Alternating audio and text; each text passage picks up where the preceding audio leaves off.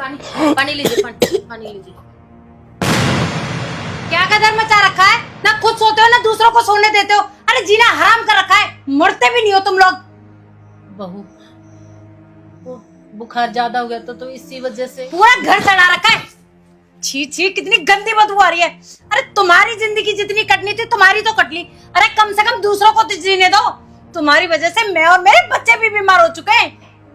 बहू डॉक्टर इलाज कर तो रहे हैं, लेकिन बीमारी ठीक होने में टाइम तो लगता है ना। अरे इनका तो ठीक होने का पता नहीं, मुझे लगता है जब तक हम ही बीमार हो जाएंगे। तुम्हारी ये बीमारी मेरे बर्दाश्त के बाहर हो चुकी है। अगर तुम्हारी वजह से मेरे बच्चों को कुछ हो गया ना, उनके जीवन में कोई संकट आया तो ध्यान रख लेना मैं तुम्हारा क्या हाल करूंगी। और एक बात बताऊं, तुम कल मरो ना, तुम आज मर जाओ, मुझे कोई फर्क नहीं पड़ता, लेकिन मेरे बच्चों को कुछ हो गया तो सोच लेना जीना आराम कर रखा है। और हाँ, तुम्हारी सांस लेने के बाद भी इस दरवाजे से बाहर आई ना तो तुम्हारा क्या हाल करूंगी तुम सपने में भी नहीं सोच सकते। दिमाग खराब कर दिया मेरा।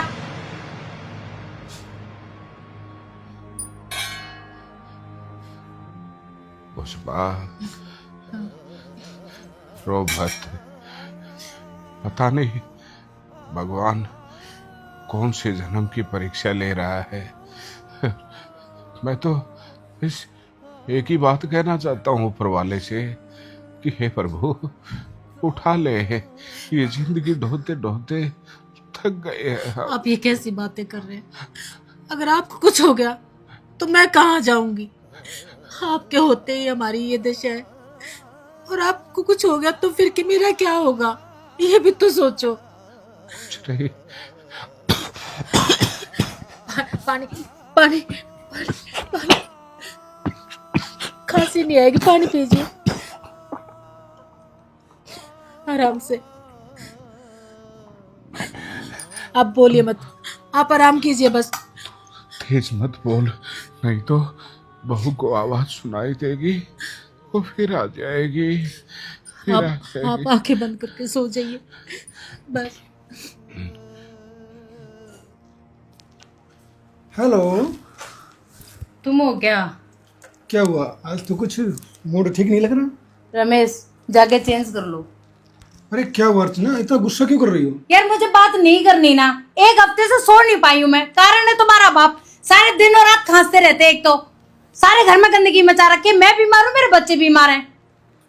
रमेश मैं स्ट्रिक्टली बोल रही हूँ, या तो अपने बाप से बात कर लो सीधा सीधा, नहीं तो मैं मेरे घर चली जाऊंगी। मुझे नहीं रहना इस घर में, फैसला लेना पड़ेगा अब तुम्हें। अरे यार टेंशन मत लो, मैं माँ बाबू जी से बात करता हूँ। तुम्हारे बिना मेरा क्या है यहाँ पे? जो कुछ है तुम ही तो मेरी। जब ऐसा है ना तो कर लो अपने बाप से बात, आ रही बात समझ में, और तभी मुझसे बात करना। गुस्सा मत करो, चाय बना लो, तब तक मैं चेंज करता हूँ, फिर बात करते हैं, ठीक है?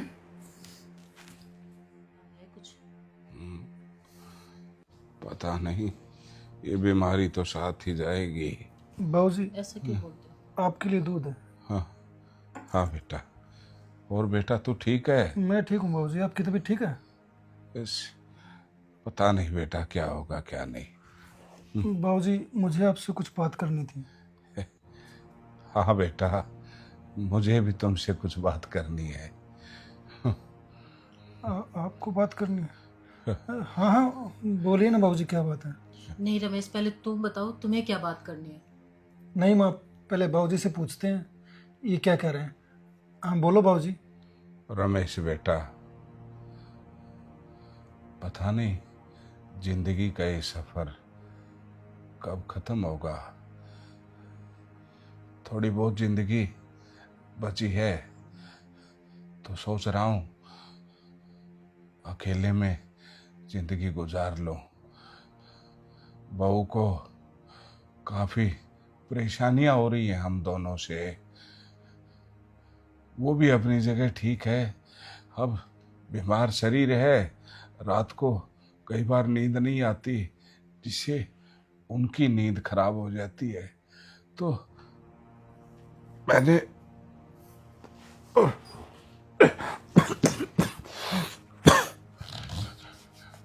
तुम्हारी माँ ने एक फैसला किया है बेटा कि जो बची हुई जिंदगी है उसको हम वृद्ध आश्रम में गुजारें। इससे क्या है कि हमारा भी वहाँ पर बुजुर्गों के साथ समय व्यतीत हो जाएगा और आप लोगों को भी कोई दिक्कत नहीं होगी। तो बस यही बात कह रहा था। तो तुम्हें कोई दिक्कत तो नहीं है बेटा?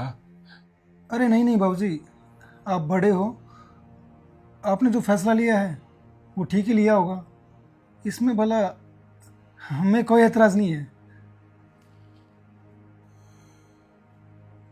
कसूर तुम्हारा नहीं है बेटा। जो ये जिंदगी है ना, इसको आज तक कोई नहीं समझ पाया। पहले माँ बाप 5-5, 10-10 बच्चों को पालते थे, पढ़ाते थे, लिखाते थे, उनकी परवरिश करते थे। लेकिन आज 5 बच्चों से या 10 बच्चों से उनके माँ बाप नहीं पाले जाते। कम वक्त ईश्वर ने ये जो बुढ़ापा बनाया है ना, ये गलत बनाया है।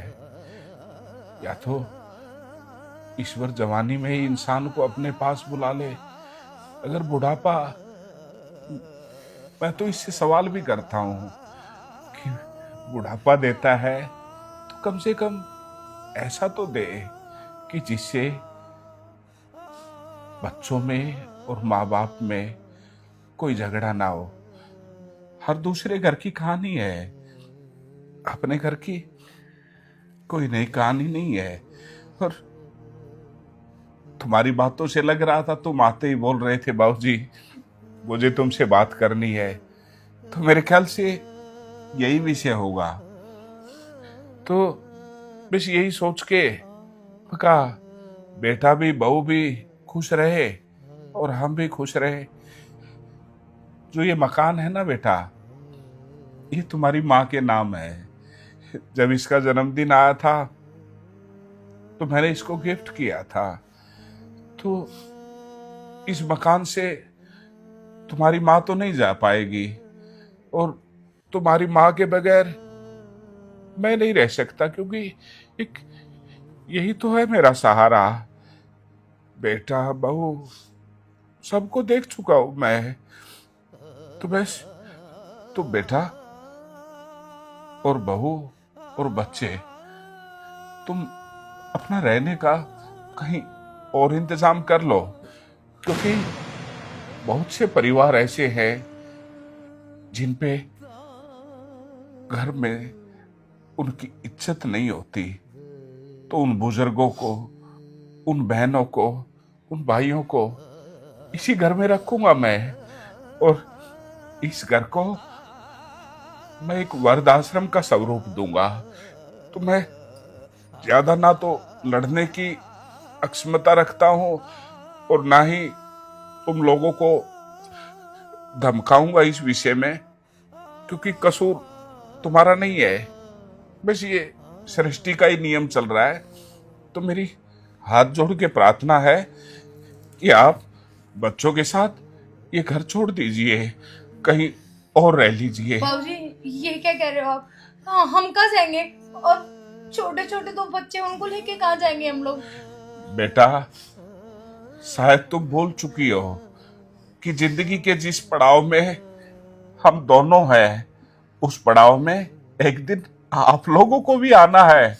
और जैसा हम अपने बुजुर्गों के साथ करते हैं ना, वैसा ही हमारे साथ होगा।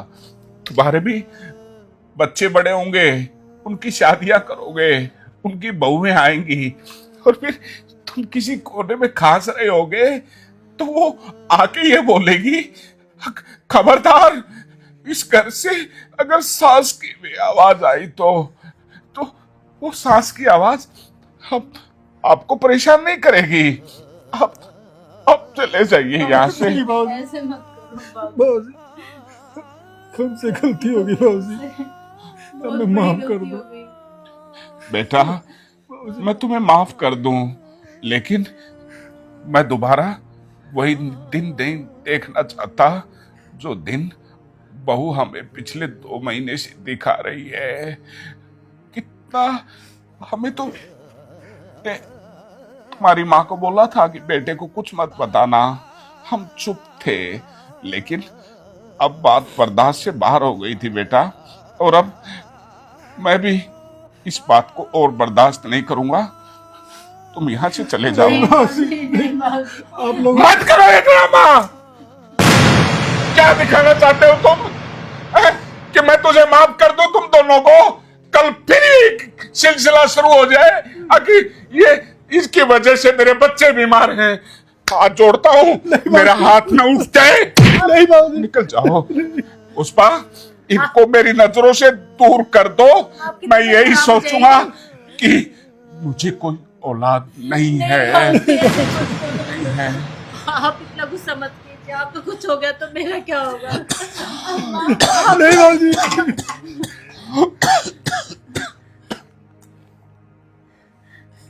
पापा, चले जाओ बेटा। पापा मुझसे गलती हो गई पापा।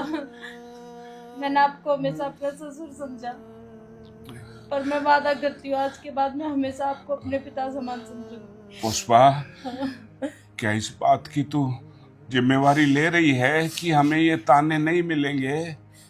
अगर बच्चे बोल रहे हैं हम माफ कर देते हैं। बाबूजी, आइंदा कोई शिकायत नहीं आएगी बाबूजी।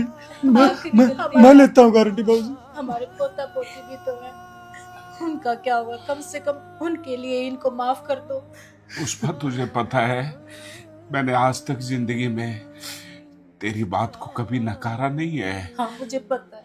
तू कह रही है तो मैं ये मोहलत दे सकता हूँ, लेकिन खबरदार, अगर दोबारा ऊंची आवाज में हमसे बात की तो तुम हमारे लिए मर चुके हो और मैं तुम्हारे लिए मर चुका हूँ। ऐसा कभी भी नहीं होगा पापा, कभी भी नहीं होगा। बाबूजी, हम पर नहीं तो कम से कम आप अपने पोता पोती में तो तरस खाइए।